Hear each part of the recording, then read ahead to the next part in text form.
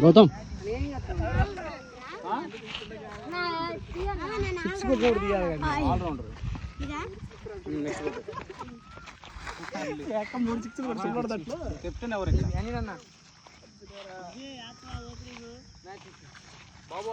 ఉందమ్ముడు బౌలింగా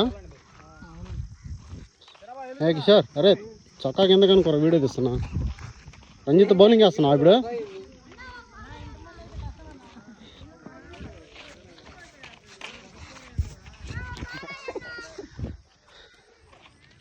okay ఇదిగో మా hero